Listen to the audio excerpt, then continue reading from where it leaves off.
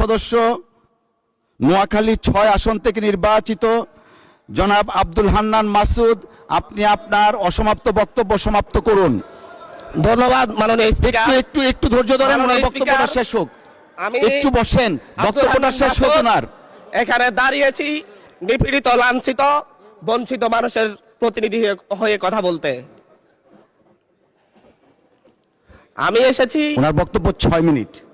মাননীয় স্পিকার, আমি বুঝতে পারছি না সময়গুলো কিভাবে বন্টন করা হয়। সরকার দলের হলো 8 মিনিট, বিরোধী দলের হলো 6 মিনিট, এভাবে তো কথা বলতে পারবো না। মাননীয় স্পিকার, পাশাপাশি আমি এই সংসদের সর্বকনিষ্ঠ এমপি, বাংলাদেশের ইতিহাসের সর্বকনিষ্ঠ এমপি। আমি এখানে দাঁড়িয়ে আপনারা যে জেনজির কথা বলেন, সেই জেনজির প্রতিনিধি হয়ে আমি সংসদে কথা বলতে আসছি। আপনি যদি বলেন যে জেনজিরা কি চাই, আমি বলছি জেনজিরা 72-এর সংবিধান আর চাই না। আপনি যদি বলেন জেনজিরা কি চাই, আমি বলতে এসেছি জেনজিরা এটাই চাই, স্বাধীনতার 30 বছর পরে জন্ম নিয়ে আমার মতো যারা সন্তানরা রয়েছে তারা কেন ভোটাধিকার পাই নাই, তার জবাব চাই। আমরা তো স্বাধীন বাংলাদেশে জন্ম নিয়েছি মাননীয় স্পিকার। আমাদের কি ভুল ছিল? আমরা তো নতুন মানচিত্র পেয়েছি, আমরা তো নতুন পতাকা পেয়েছি, আমরা নতুন সীমানা পেয়েছি। আমাদের পূর্বপুরুষরা 1971 সালে রক্ত দিয়ে আমাদের জন্য একটি নিরাপদ বাংলাদেশ গড়তে চেয়েছেন, কিন্তু আমরা কি সেই নিরাপদ বাংলাদেশ পেয়েছি? আমরা কি সেই নতুন বাংলাদেশ পেয়েছি? আমরা তো সেই নতুন বাংলাদেশ মাননীয় স্পিকার পাই নাই। 71-এ 30 লক্ষ মানুষ শহীদ হয়েছে, জীবন দিয়েছে, তাদের পরবর্তী সন্তানরা যেন নিরাপদ বাংলাদেশে ভোটাধিকার পায়, যেন রক্ষী বাহিনী না হয়, যেন ভোটাধিকার পায়, যেন আবার দুর্ভিক্ষ না হয়। কিন্তু আমরা কি দেখেছি? আমরা দেখেছি বাংলাদেশে দুর্ভিক্ষ হয়েছে। 1973 সালে ভোট চুরি হয়েছে।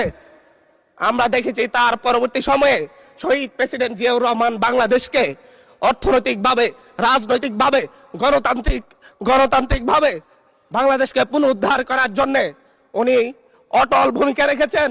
উনি আমার দ্বীপ হাতিয়াতে 3 বার গিয়েছেন। আমি যেদিকে তাকিয়েছি, আমার এই বেড়িবাঁধ কে করে দিয়েছে? মেজর জিয়াউর রহমান।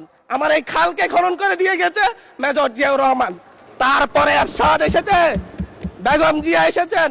বেগম জিয়া আমার হাতিয়াতে 3 থেকে 4 বার গিয়েছেন, কিন্তু তারপর আমার হাতিয়ার ওই অঞ্চলের নদী ভাঙ্গন রোধ হয় নাই। ওই অঞ্চলের লক্ষ লক্ষ মানুষ ঘরবাড়িহীন ভাবে পড়ে আছে। আমি এই ইলেকশনে ভোট ডাকাতি দেখেছি, আমার গাড়ি বহরে হামলা করা হয়েছে। আমি কি এই ইলেকশনের জন্য নিজের রক্ত জড়িয়েছি? আমি আজকে স্বরাষ্ট্রমন্ত্রী আছেন, মাননীয় প্রধানমন্ত্রী আছেন, আমি এখানে প্রশ্ন করি, আমি কি রক্ত জড়িয়েছি? আমরা রক্ত জড়িয়েছি বলে আপনারা আজকে সংসদে প্রধানমন্ত্রী, স্বরাষ্ট্রমন্ত্রী হয়েছেন। রক্ত ঝরার পরে, রক্ত জড়িয়ে গুলিবিদ্ধ হয়ে 3 দিনের মাথায় গুলিবিদ্ধ হয়ে, দয়া করে থামুন মাননীয় সংসদ সদস্য, আপনার বক্তব্য অব্যাহত রাখুন। 144 ধারার মধ্যে আবার নিজে গুলিবিদ্ধ পা নিয়ে বের হয়ে গিয়ে সংবাদ সম্মেলন করে বলেছি আবার রাস্তায় নামুন, হাজরা প্রতিহত হতে হবে। আমরা বলেছি নতুন বাংলাদেশ দিব। আমরা নতুন বাংলাদেশ আবার প্রতারণার রাজনীতি দেখতে চাই না, প্রবঞ্চনার রাজনীতি দেখতে চাই না। যেই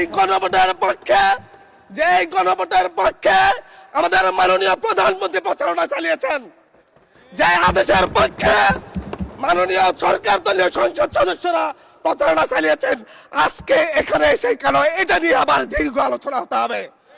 আমরা 90-এর গণঅভ্যুত্থানের কথা বলে যাই নাই। 3 জোটের রূপরেখা হয়েছে, বাংলাদেশ গণতান্ত্রিক ভাবে উত্তীর্ণ হবে কথা দেওয়া হয়েছিল, কিন্তু 94 সালের মাগুরার নির্বাচন কারা আয়োজন করেছিল? কারা 94 সালে মাগুরার নির্বাচন আয়োজন করেছিল? আজকে আবার এই সংসদে দাঁড়িয়ে আবার এমন একটা ব্যবস্থা নিয়ে যাচ্ছেন, আরেকবার যে মাগুরার নির্বাচন আয়োজন করবেন না, এর নিশ্চয়তা কে দিবে? আমি আমার সবচাইতে কম বয়সী প্রার্থী হিসাবে নিজের প্রার্থীটা জমা দিয়ে এলাকায় গিয়েছি প্রচারণা করতে। 3 বার হামলা শিকার হতে হয়েছে। আমি সংসদ সদস্য হিসেবে এলাকায় গিয়েছি, সেই জায়গায় আমার উপর হামলা করেছে, সরাসরি ভিডিওতে দেখা গিয়েছে। অস্ত্র নিয়ে, দেশীয় অস্ত্র নিয়ে আমাকে কোপাতে আসা হয়েছে। তারা কারা?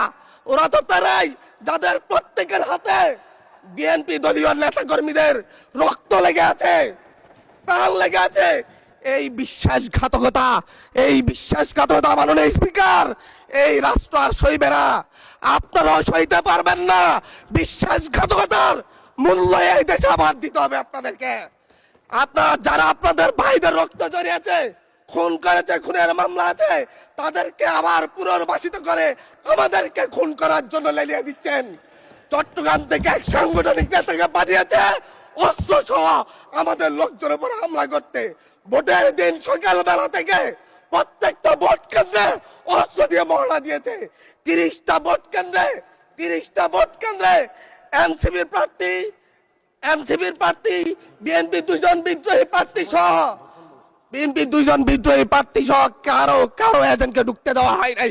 এটার জন্য কি আমরা আমাদের রক্ত জড়িয়েছি? মাননীয় স্পিকার, ইলেকশনের একদিন পরে আমাকে আর 1 মিনিট বাড়িয়ে দিবেন মাননীয় স্পিকার, 1টা মিনিট। মাননীয় স্পিকার, ইলেকশনের পর দিন এক নারী অভিযোগ করেছেন, এক নিরীহ নারী, ওনাকে ধর্ষণ করা হয়েছে শুধুমাত্র শাপলাগুড়িতে ভোট দেওয়ার কারণে। 1 ঘন্টার মধ্যে স্পিকার, একজন ভুক্তভোগী নারী অভিযোগ করেছে ওনাকে ধর্ষণ করা হয়েছে শাপলাগুড়িতে ভোট দেওয়ার কারণে। সার্কেল এসপি 1 ঘন্টার মধ্যে বলেছে এই ধরনের কোনো ঘটনা ঘটে নাই। আজকে 42 দিন পার হয়েছে, এখনো ডিএনএ রিপোর্ট আসে নাই। মামলা নিতে 3 দিন দেরি হয়েছে। সিভিল সার্জন অফিস তদন্ত কমিটি করে দিয়েছে, তদন্ত কমিটির রিপোর্ট জমা দিয়েছে। ভুক্তভোগী নারী জানে না তার তদন্ত রিপোর্ট কি এসেছে। এই ভয়াবহ পরিবেশ তৈরি কারা করছে? আমার মনে হয় স্বরাষ্ট্রমন্ত্রী আইনের ব্যাখ্যা না দিয়ে, আইনমন্ত্রী আইনের ব্যাখ্যা দিবেন, স্বরাষ্ট্রমন্ত্রীর এসবে মনোযোগ দেওয়া দরকার। স্বরাষ্ট্রমন্ত্রীর মনোযোগ দেওয়া দরকার। সারা দেশে কোথায় কোথায় সন্ত্রাসীরা রয়েছে, সেই সকল সন্ত্রাসীদের তালিকা করে তাদেরকে বিচারের ব্যবস্থা করা দরকার। স্বরাষ্ট্রমন্ত্রীর উচিত ধন্যবাদ মাননীয় সদস্য। নেতা কর্মীরা হত্যার শিকার হয়েছে, তাদের বিচারের ব্যবস্থা করা দরকার।